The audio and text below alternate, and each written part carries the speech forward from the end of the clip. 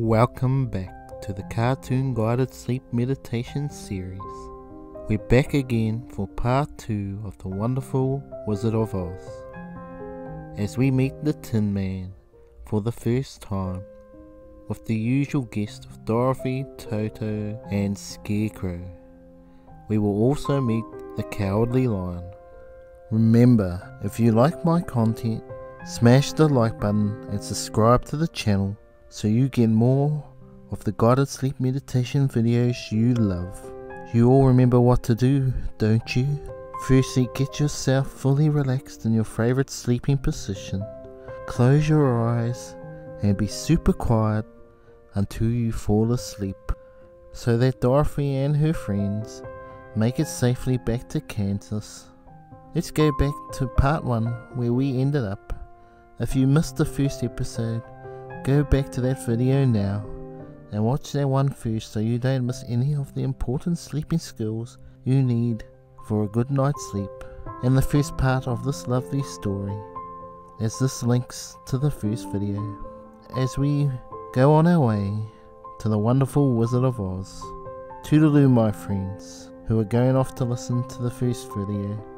If you're still here, close your eyes, breathe in, breathe out, breathe in, breathe out, breathe in, breathe out. Before we return to the Wizard of Oz guided sleep meditation story, listen to the music and enjoy the peace and quiet as you relax, relax, relax.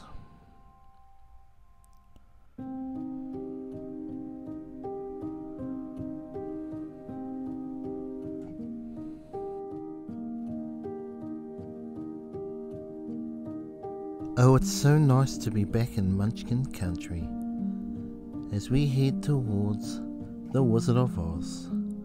Let's begin where part 1 ended, in the morning time as the sun is about to rise.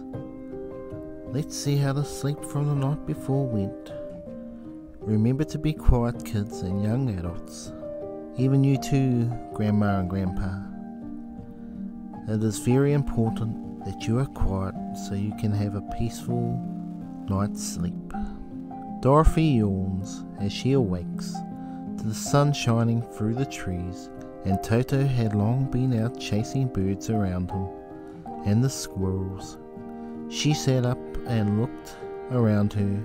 Scarecrow was still standing patiently in the corner waiting for her. Hey, you know, Dorothy, I'd like to thank you. Thank you for what, Scarecrow? For making me have the greatest night's sleep I have ever had. Did you sleep last night? I remember you standing stiff as a pole, sorry, no pun intended, telling me a story. Yes dear, but once I noticed you were fast asleep, I gave sleeping a go by lying down, and next minute it was morning. But I was up early enough to make sure no crops were being eaten. Must be a force of habit. I've got to scare the crows, don't you know? That's stupendous, Scarecrow. We must go and search for water. Why do you want water? To wash my face clean after the dust of the road, and to drink so the dry bread will not stick in my throat. It must be inconvenient to be made of flesh, for you must sleep, eat and drink. However, you have brains, and it's worth a lot of bother to be able to think properly. They left the cottage and walked through the trees until they found a little spring of clear water where Dorothy drank and bathed and ate her breakfast. She saw there was not much bread left in the basket, and the girl was thankful to the Scarecrow that he did not have to eat anything, for there was scarcely enough for herself and Toto for the day. When she had finished her meal and was about to go back onto the yellow brick road, the yellow brick road, the yellow brick road, off we go to the yellow brick road. She was startled to hear a deep groan nearby. What was that? I cannot imagine, but we can go and see. Just then another groan reached their ears, and the sound seemed to come from behind them. They turned and walked through the forest a few steps at a time, when Dorothy discovered something shining like a ray of sunshine that fell between the trees. She ran to the place and then stopped short with a little cry of surprise. One of the big trees had been partly chopped through, and standing beside it with an uplifted axe in his hand was a man made entirely of tin. His head and arms and legs were joined upon his body, but he stood perfectly motionless, as if he could not stand at all. Dorothy looked at him in amazement, and so did the scarecrow, while Toto barked sharply and made a snap at his tin legs, which hurt his teeth. Did you groan? Yes, I did. I've been groaning for more than a year, and no one has ever heard me before, or come to help me. What is your name, and what can I do for you? You seem so sad. My name is Tinman. Can't you see? I'm completely made out of tin, from head to toe. Can you get my old oil can and all my joints, please? They are rusted so badly that I cannot move them at all. If I am well oiled, I shall soon be all right again. You will find an oil can on a shelf in my cottage. Dorothy at once ran back to the cottage and found the oil can, and then she returned and asked anxiously, Where are your joints? Oil my neck. What's the magic word? Please, dear. So she oiled his joints, and it was quite badly rusted. The scarecrow took hold of his tin head and moved it gently from side to side until it moved freely, and then the man could turn it himself. Now please oil the joints in my arm. And Dorothy oiled them, and the scarecrow bent them carefully until they were quite free from rust and as good as new. The Tin Man gave a sigh of satisfaction and lowered his axe, which he leaned against the tree. This is a great comfort. I have been holding that axe in the air ever since I rusted up, and I'm glad to be able to put it down at last. It is lucky my tin hands didn't fall off. Now if you will, oil the joints of my legs. I shall be alright once more. So they oiled his legs until he could move them freely, and then he collapsed to the floor. Thank you, the Tin Man, for he seemed a very polite and grateful creature. I must rest my tin legs for a minute. I have been standing for over a year now. I might have stood here always if you had not come along. So you have certainly saved my life. Shortly after, the Tin Man fell asleep as he was so exhausted from holding that axe for such a long time in the air. His poor body just could not handle it anymore. I hope you at home are resting quietly too. And if you are already asleep, the Tin Man wishes you a very good night's sleep. Sleep. Sleep.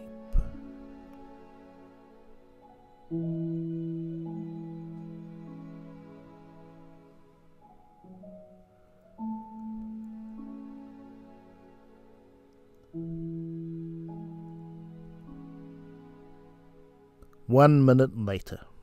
Was I asleep for long? Sorry, my joints are all rusty. Must have needed it. Dorothy, how did you happen to be here? We are on our way to the Emerald City to see the Great Horse, and we stopped at your cottage to pass the night. Why do you wish to see Oz? I want him to send me back to Kansas, and the Scarecrow wants him to put a few brains into his head. The Tin Man appeared to think deeply for a moment. Then he said, Do you suppose Oz could give me a heart? Why, I guess so. It would be easiest to give the Scarecrow brains. True, so if you will allow me to join your party, I will also go to the Emerald City and ask Oz to help. Come along, Tin Man. Dorothy added that she would be pleased to have his company, so the Tin Man shouldered his axe and they all passed through the forest until they came to the road that was paved with yellow brick. The Tin Man had asked Dorothy to put the oil can in her basket. If I should get caught in the rain and rust again, I will need the oil can badly. It was a bit of good luck to have their new comrade join the party, for soon after they had begun their journey again, they came to a place where the trees and branches grew so thick over the road that the travellers could not pass. But the Tin Man set to work with his axe and chopped so well that soon he cleared a passage for the entire party. Dorothy was thinking so earnestly as they walked along that she did not notice when Scarecrow stumbled into a hole and rolled over to the side of the road. Indeed, he was obliged to call to her to help him up again. "Why didn't you walk around the hole?" "I don't know enough. My head is stuffed with straw, you know. That is why I am going to Oz, to ask him for some brains." "Oh, I see, but after all, brains are not the best thing in the world." "Have you any brains?" "No, my head is quite empty, but once I had brains, and a heart also, so having tried them both, I should much rather have a heart." "And why is that?" "I will tell you my story, and then you will know." So while they were walking through the forest, the Tin Man told the following story. "I was born the son of a woodman, who chopped down trees in the forest and sold the woods for a living. When I grew up, I too became a wood chopper, and after my father died, I took care of my old mother as long as she lived. Then I made up my mind that instead of living alone, I would marry, so that I might not become lonely. There was one of the Munchkin girls who was so beautiful that I soon grew to love her with all my heart. She, for her part, promised to marry me as soon as I could earn enough money to build a better house for her. So I set to work harder than ever. But the girl lived with an old woman who did not want her to marry anyone, for she was so lazy she wished the girl to remain with her and do the cooking and housework. So the old woman went to the Wicked Witch of the East and promised her 2 sheep and a cow if she would prevent the marriage. Thereupon the Wicked Witch enchanted my axe, and when I was chopping away at my best one day, for I was so anxious to get the new house made and have my wife as soon as possible, the axe slipped all at once and cut off my left leg. This at first seemed a great misfortune, for I knew a one-legged man could not do very well as a wood chopper. So I went to the tinsmith and had him make me a new one out of tin. The leg worked well, and once I used it, but my actions angered the Wicked Witch of the East, for she had promised the old woman I should not marry the pretty Munchkin girl. When I began chopping again, my axe slipped and cut off my right leg. Again I went to the tinsmith, and again he made me a leg out of tin. After this enchanted axe cut off my arm, one after the other, I had them replaced with tin ones. The Wicked Witch then made the axe slip and cut off my head, and at first I thought that was the end of me. But the tinsmith happened to come along, and he made me a new head out of tin. I thought I had beaten the Wicked Witch then, and I worked harder than ever, but the little I knew how cruel my enemy could be. She thought of a new way to kill my love for the beautiful Munchkin maiden, and made my axe slip again so that it cut right through my body, splitting into 2 halves. Once more the Tin Man came to my help, and made me a body of tin, fastening my tin arms and legs and head together by means of joints so that I could move around as well as ever. But I had now no heart, so that I lost all my love for the Munchkin girl, and did not care whether I married her or not. I suppose she is still living with the old woman, waiting for me to come after her. My body shone so brightly in the sun that I felt very proud of it, and it did not matter now if my axe slipped, for it could not cut me. There was only one danger, that my joints would rust. But I kept an oil can in my cottage and took care to oil myself whenever I needed it. However, came a day when I forgot to do this, and being caught in a rainstorm, before I thought of the dangers of my joints being rusted, I was left to stand in the woods until you came to help me. It was a terrible thing to undergo, but during the year I stood there, I had time to think that the greatest loss I had known was the loss of my heart. While I was in love, I was the happiest man on earth, but no one can love who has not a heart, and so I am resolved to ask Oz to give me one. If he does, I will go back to the Munchkin maiden and marry her. Both Dorothy and the Scarecrow had been greatly interested in the story of the Tin Man, and now they knew why he was so anxious to get a new heart. I shall ask for a brain instead of a heart, for a fool would not know what to do with a heart if he had one. I shall take the heart for brains. Does not make one happy, and happiness is the best thing in the world.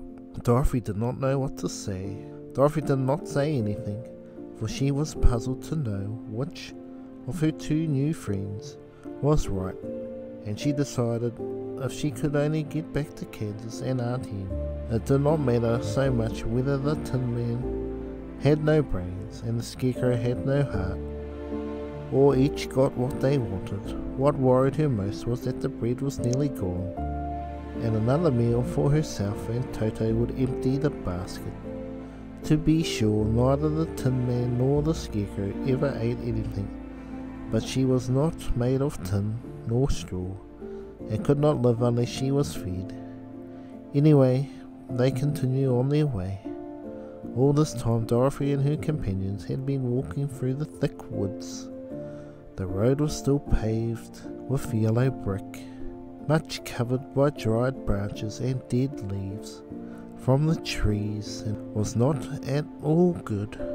There were few birds in this part of the forest, for the birds love the open country where there is plenty of sunshine, but now and then there came a deep growl from some wild animal hidden amongst the trees. These sounds made Dorothy's heart beat fast, for she did not know what made them, but Toto knew, and he walked close to Dorothy's side and did not even bark in return. How long will it be, Tin Man? Before we are out of the forest I cannot tell, for I have never been to the Emerald City. My father went there once when I was a boy, and he said it was a long journey for a dangerous country. Although nearer to the city, where Oz from the country is beautiful. But I am not afraid, so long as I have my oil can, and nothing can hurt the Scarecrow, while you bear upon your forehead the mark of a good witch's kiss, and that will protect you from harm. But Toto, what will protect him? We must protect him ourselves, if he is in danger. Just as he spoke, there came a noise from the forest, a terrible roar, and the next moment a great lion bounded into the road. With one blow of his paw, he sent the Scarecrow spinning over and over to the edge of the road, and then he struck the Tin Man with his sharp claws, but to the lion's surprise he could make no impression on the tin. Although the Tin Man fell over on the road, and lay still, now that he had an enemy to face, ran barking towards the lion, and the great beast had opened his mouth to bite the dog. When Dorothy, fearing Toto would be killed, and of the obvious danger, rushed forward and slapped the lion upon his nose as hard as she could. Don't you dare bite Toto! You ought to be ashamed of yourself, a big beast like you, to bite a poor little dog. I didn't bite him, as he rubbed his nose with his paw where Dorothy had hit it. No, but you tried to. You are nothing but a big coward. I know it, and the lion hanging his head in shame. I've always known it, but how can I help it? I don't know. I'm sure to think of your striking a stuffed man, like the poor Scarecrow. Is he stuffed? The lion in surprise as he watched her pick up the Scarecrow and set him upon his feet, while she patted him into shape again. Of course he's stuffed. I'm angry at you. That's why he went over so easily. It astonishes me to see him. Is the other one stuffed also? No, He's made of tin. He's quite heavy to lift. Up, can't you see?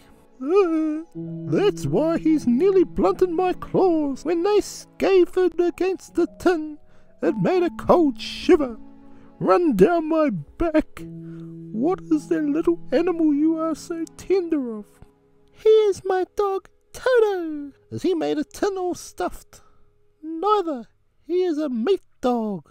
Oh, he's a curious animal. He seems remarkably small now that I look at him. No one would think of biting such a little thing, except a coward like me. What makes you a coward? Asked Dorothy, looking at the great beast in wonder, for he was as big as a small horse. It's a mystery. I suppose I was born that way. All the other animals in the forest naturally expect me to be brave, for the lion is everything thought to be the king of beasts. I learned if I roared very loudly, every little thing was frightened and got out of my way. Whenever I met a man, I've been awfully scared, but I just roared at him, and he has always run away as fast as he could. If the elephants and the tigers and the bears had ever tried to fight me, I should have run myself. I am such a coward, but as soon as they hear me roar, they all try to get away from me, and of course I let them go. But that isn't right. The king of beasts shouldn't be a coward. I know it. Sorry. While the lion is wiping tears away from his eyes with the tip of his tail. My great sorrow, and makes my life very unhappy. But whenever there's danger, my heart begins to beat fast. Perhaps you have heart disease. It may be. If you have, you ought to be glad, for it proves you have a heart. For my part, I have no heart, so I cannot have heart disease. Perhaps, if I had no heart, I should not be a coward. Have you brains? I suppose so. I've never looked to see. I am going to the great horse to ask him to give me some for my head, as it is stuffed of straw. And I am going to ask him to give me a heart. And I'm going to ask him to send Toto and me back to Kansas. Do you think Oz could give me courage? Just as easy as he could give me brains. Or give me a heart. Or send me back to Kansas. Then, if you don't mind, I'll go with you, for my life is simply unbearable without a bit of courage. You will be very welcome, for you will help to keep away the other wild beasts. It seems to me they must be more cowardly than you are, if they allow you to scare them so easily. They really are, but that doesn't make me any braver. And as long as I know myself to be a coward, I shall be unhappy. So once more the little company set off upon their journey, the lion walking with stately stride at Dorothy's side. Toto did not approve of this new comrade at first, for he could not forget how nearly he had been crushed between the lion's great jaws. But after a time he became more at ease, and presently Toto and the cowardly lion had grown to be friends. So if you're with your friends right now, or with your parents, granddad or grandma, uncle or auntie, stepdad, stepmum, or by yourself, the time for peaceful sleep is now, if you're not already. As Dorothy and friends will take a quick nap now, maybe you should too, by listening to the music.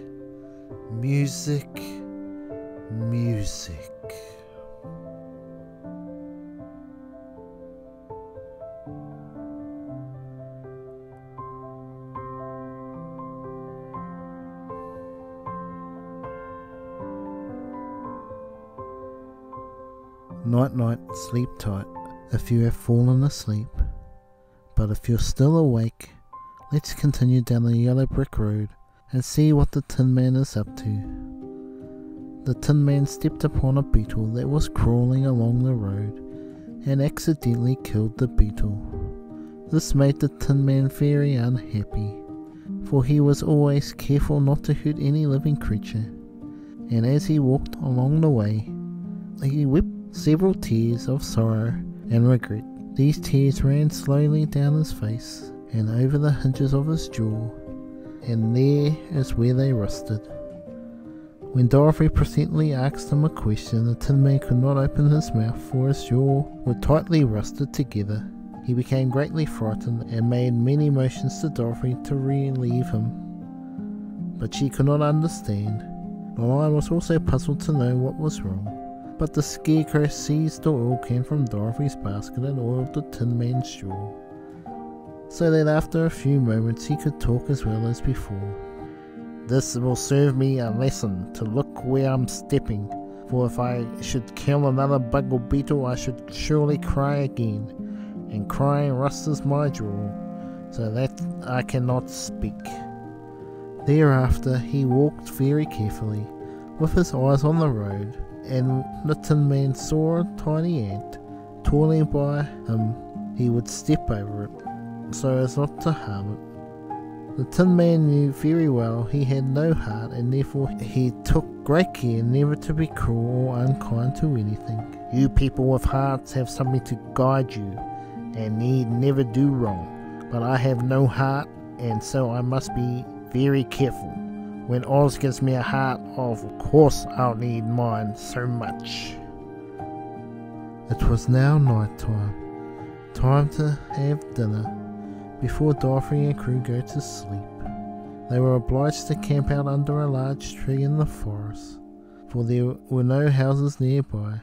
The tree was made for a good thick covering to protect them from the dew, and the Tin Man chopped a great pile of wood with his axe, and Dorothy built a splendid fire that warmed her and made her feel less lonely.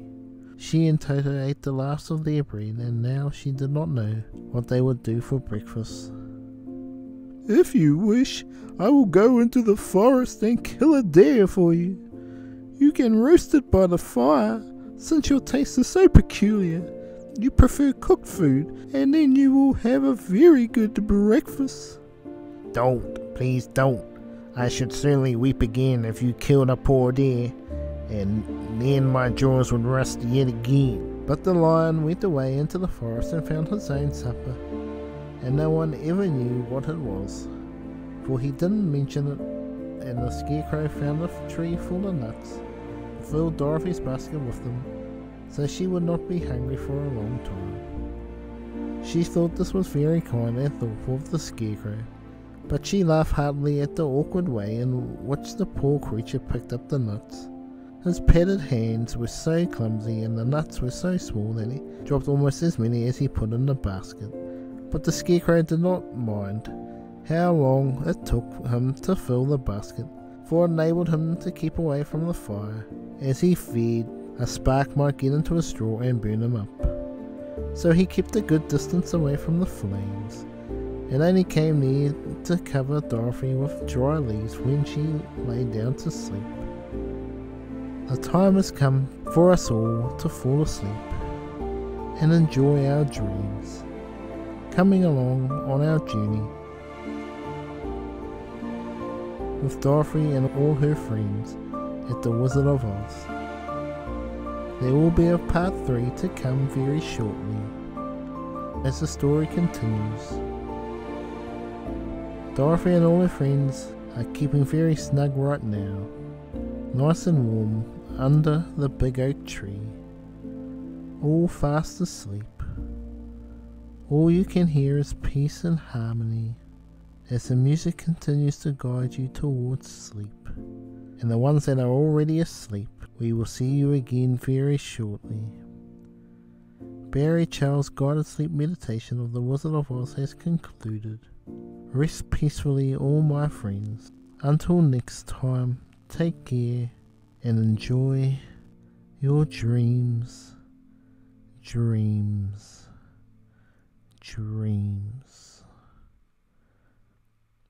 Good night all from the Wizard of Oz.